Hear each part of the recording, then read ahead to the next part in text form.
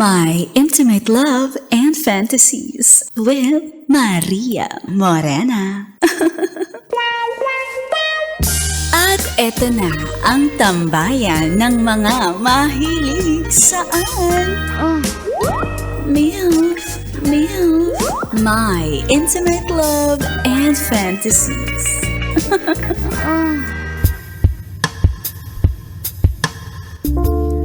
At eto na ang ating kwento sa ating MILF na pinamagatang pagbago ka, lagot ka. Ay, bakit lagot agad? May kwento ako. Lalaki po ako. Share ko lang ang intimate love and fantasy ko.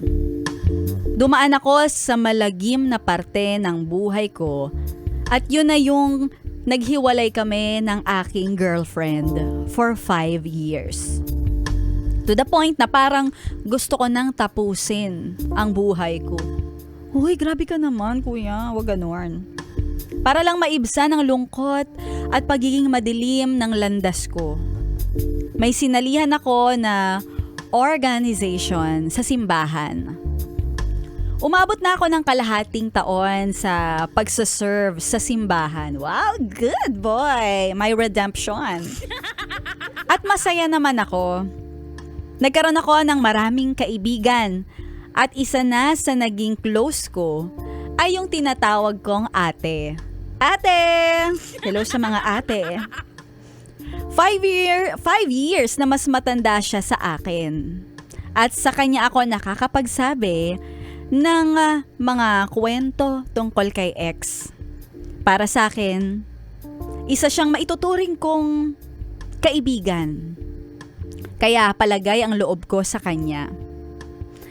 Nakakasama ko din siya sa inuman at pati na rin ang mga bago kong kaibigan sa simbahan. Ay, anong ginagawa nyo? Kala ko ba serve tas biglang may inuman? Yung outing namin ay syempre may kasama ding mga inuman at syempre nag-swimming. Sobrang saya at walwalan to the max. Walwalan! Si ate, napapansin ko na lasing na lasing. At tinatanong ko siya kung, "Te, okay ka lang ba?" At hindi na siya sumasagot kaya naisipan ko na lang na dalhin siya sa kanyang kwarto. Patay ang ilaw sa kwarto niya. At ilalapag ko na siya sa baba ng kama ng double deck nang naramdaman ko na hinatak niya ako para mapahiga. Huy, si ate. Oh. Nagulat ako kay ate. Si ate ay pinupog ako ng halik. Naipit na nga ang kamay ko sa likod niya na para bang wala akong kawala. Lasing ako at nagpaudyok na ako sa nangyari. Kinabukasan, nandun pa rin kami sa private resort. Overnight. Nagkakape ako at nahimasmasan ako sa nangyari. Habang inaalala ko, wala akong ibang nagawa kundi iling na lang. Nagsisisi ako kasi hindi dapat nangyari yun. Siya pa naman ang itinuturing kong ate. Hindi ko naman siya gustong maging jowa dahil ate lang talaga ang tingin ko sa kanya.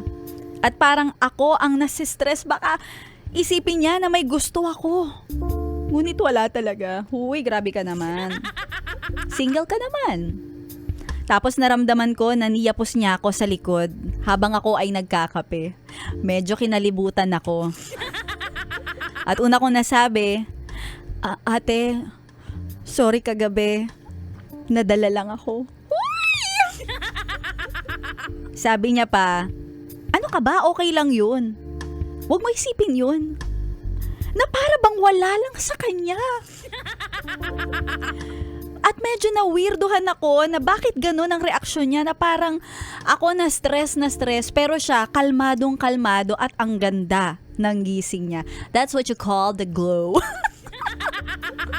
Fast forward na, tuwing may inuman ang nangyayari ay lagi siyang nakatabi sa akin. At parang naghihintay na may round 2. Fight! Sinabihan ko siya na, ate, pasensya na pero sana wag ka mag-expect ng mas todo-todo. Pero pag wala ng tao, ay inuudyok niya ako na makipagchurot-churot. Umalis na ako sa pagsuserve para makaiwas sa kanya. At may nagsabi sa akin na ganun daw ang ugali ng itinuturing kong ate. Kaya pag bago ka, lagot ka.